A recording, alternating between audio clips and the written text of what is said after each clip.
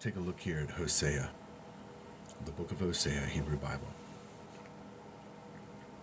We're going to see a little support for what I was trying to say, the connection between this ancient god, Nenahuatzin, who had laid his life down for a better world. Symbolically speaking, as it's been condensed into this ancient Mexican story. Now you can see he's being connected to the Nana, but it doesn't mean he is the Nana, but it means he's got a connection to it in some way or another. It's almost like the verse, "He who was without sin, let him cast the first stone." Somebody is being connected to being without this great sin, but yet is still going to cast the first stone. So, in the book of Hosea, we'll see the Spirit of truth coming through once again in the Old Testament. And on verse 6, we're going to see almost the very same words, the first portion of it, that Jesus Christ is describing in the New Testament, speaking to people and his apostles, where he says, "I will have mercy," or "I would have mercy, and not a sacrifice." Go find what this meaneth. Well, this will be one of the things that you find if you go seeking.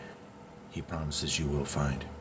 Verse 6, "For I desired mercy and not sacrifice, and the knowledge of God more than burnt offerings." Burnt offerings, sacrifices, fire from the sky. Revelation chapter 13, verse 13. Even Revelation 8, verse 8, Isaiah 34. All of these things are relative. Zechariah chapter 4. All these things are relative to some sort of fire connected as above, so too below. As you can see, the true and one living God, through his eternal Son, the Spirit of the Lord, has declared multiple times in the Bible that he wants mercy and not a sacrifice.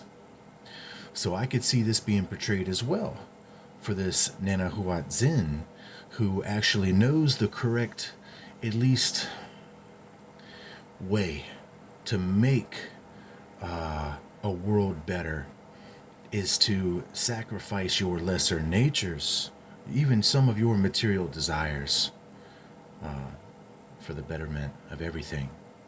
And it doesn't have to do with death and blood.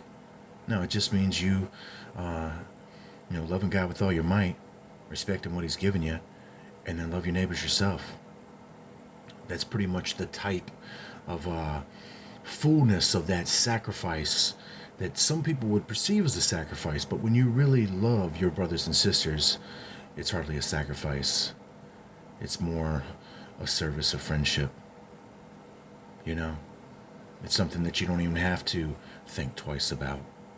It's something that you know is right, and if you got the faith, and you know who is right, that being the Spirit of truth, Jesus Christ, through the eternal Son, the eternal Father, then you know what's right to do.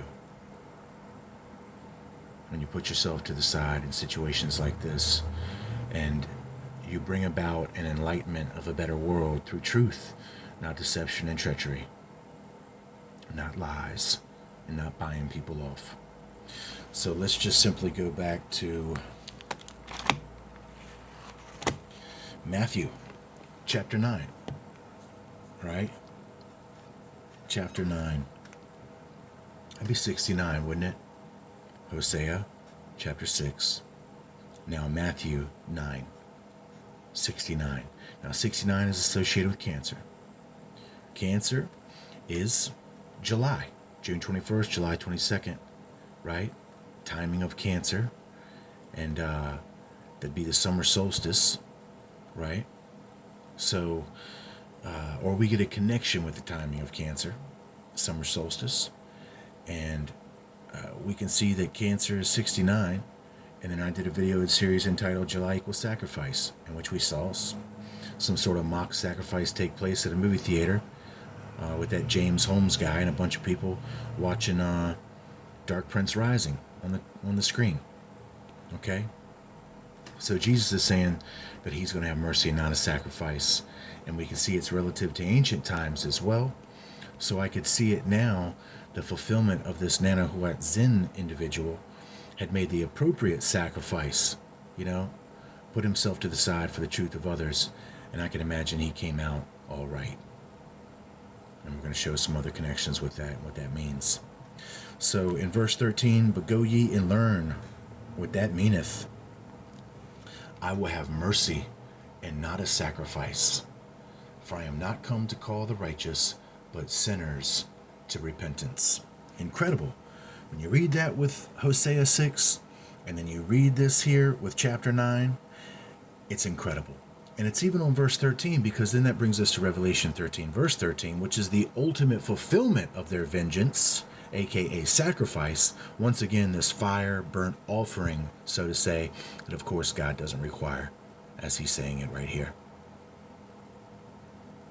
So we can see that if this was to come up in the future here again, or immediate future with prophecy fulfilling, that there might arise another individual that seeks the better enlightenment of the world through the real truth of self-sacrifice, meaning putting yourself to the side for the love of your neighbors, your brothers and your sisters, on the entirety of this world, or any other worlds for that matter, and be willing to go through the fire, if it does come down to it, to bring about what's really right and true and pleasing in the eye of God on this world.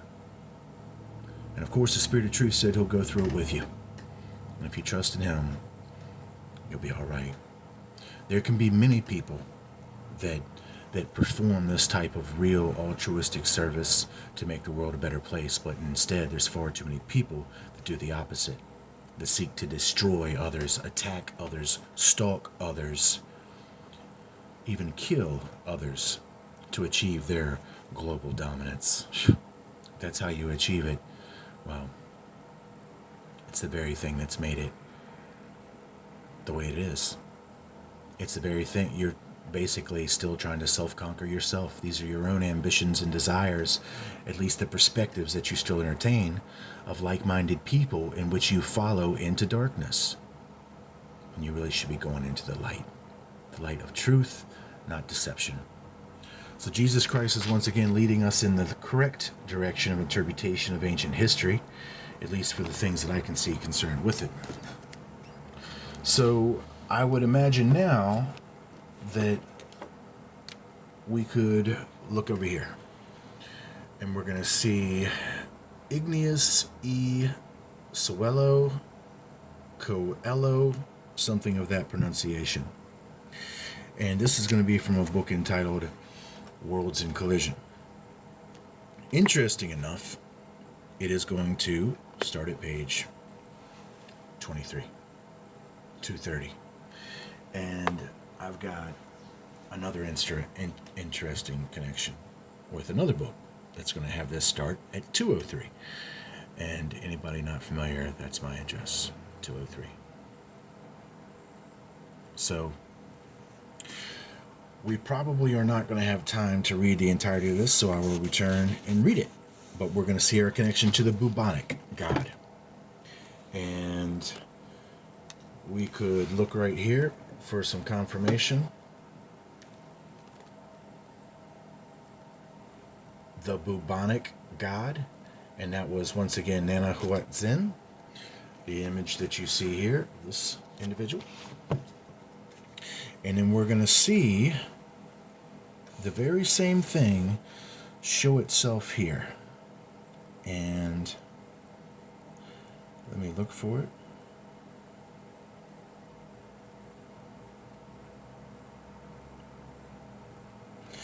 It's in connection here to this contagion.